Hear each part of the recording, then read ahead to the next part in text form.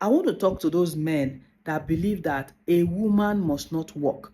A woman should not work. That the role of a woman is limited to just taking care of children, running the home front. My question to you is, would you rather, after training your daughter through the most expensive school here in Nigeria and abroad, and sending her abroad, spending thousands of dollars, spending thousands of pounds to make sure she gets the best, she even gains admission into Harvard, she gains admission into the best universities abroad, and she finishes her bachelor's, she does her master's, and she gets married? And I'm sure a lot of guys, a lot of men want their children to marry Nigerians, because these days, some even want Oyibo, but whatever. As a man, as a father, for those of you that believe a woman should not work, or she should just do petty trading or petty household business, if a man should say that to your daughter, after you have spent a lot training her through school, making sure she gets the best education, if a man should come and say your daughter should not work, your daughter should be a stay-at-home wife, because they don't want, and give this kind of reasons that I've just given you, they don't want them to be saying yes sir, yes sir to other men. They don't want to expose them to the corporate environment where other men will be looking at them funny, or harassing them sexually. You don't want them. Some even say, I don't want my wife to be richer than me. She will not be loyal, she will not be submissive to me. Like, if a man should come and say that to your daughter that you've spent billions of dollars on training, how would you feel? Have you thought about it? It's always easier when we're making rules for other people's children. And when it gets to our own children, when the table turns and we turn that same question to you, it's always difficult for most men to answer. For those of you that believe that a woman's place is in the kitchen and nothing more, no matter how, if she let her go and study Harvard, study whatever it is she has studied, her place is always in the kitchen. Let me address you. See, a woman can function in different areas of life, all at the same time, if you allow her, if you create an enabling environment for her. Women are empowered with so much strength, so much strength. Take it from me as a woman, I'm telling you. I'm talking to the men now.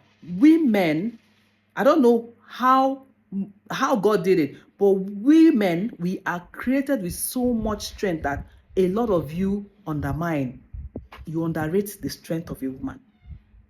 All a woman needs to achieve everything that is before her is an enabling environment and an understanding spouse. Some of you complain, oh, because it happened to this person, because it happened to this my friend, that my brother, his wife. Have you asked yourself the kind of environment you created for that woman? Have you seen a woman whose husband is her number one cheerleader? Have you seen her succeed? Some women that are doing a lot, that are going global, impacting the global world, a lot of you don't know their husbands. And most of you are uncomfortable with that, because the woman is the one carrying the family name. Where is her husband? Where is her man? The man should be the one. Who said so?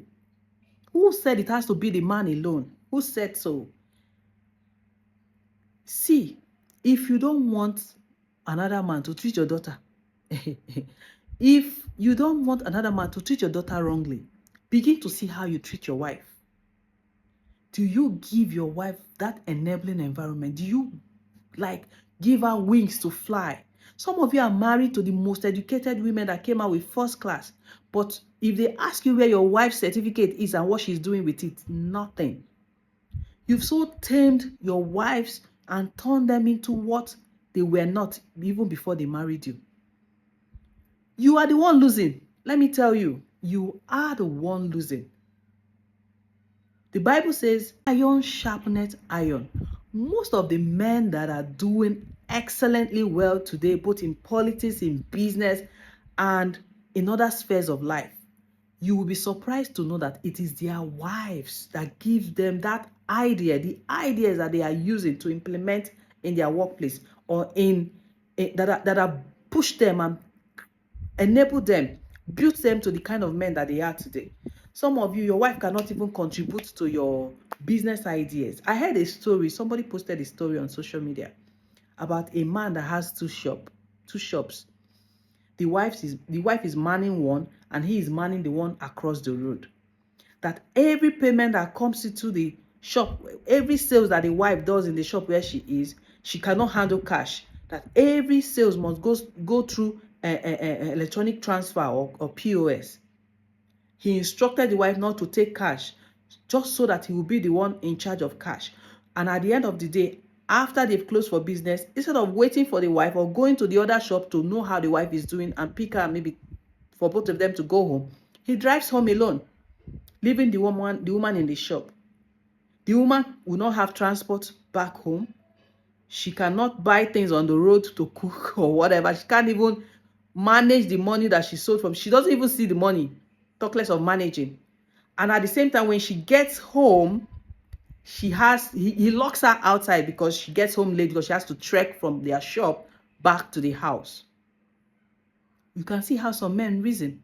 Some men do not want their wives to have any form of financial freedom, because they believe once she begins to earn money, once she begins to be able to have her own money, that she will no longer be submissive. Let me tell you why some men do that.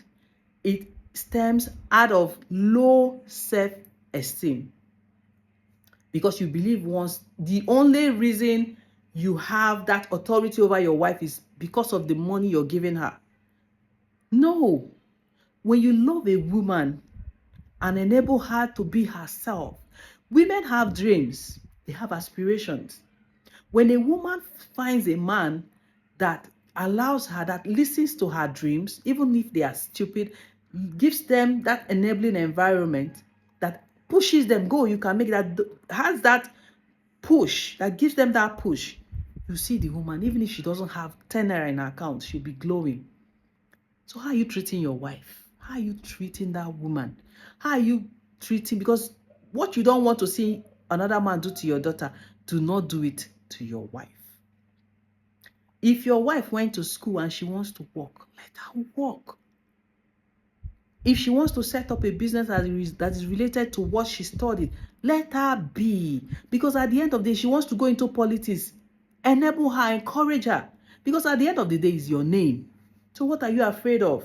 Oh, she'll be like this. She will not listen to me again. I want her to stay home and cook and boil hot water for me when I get back from work. She has to be serving me.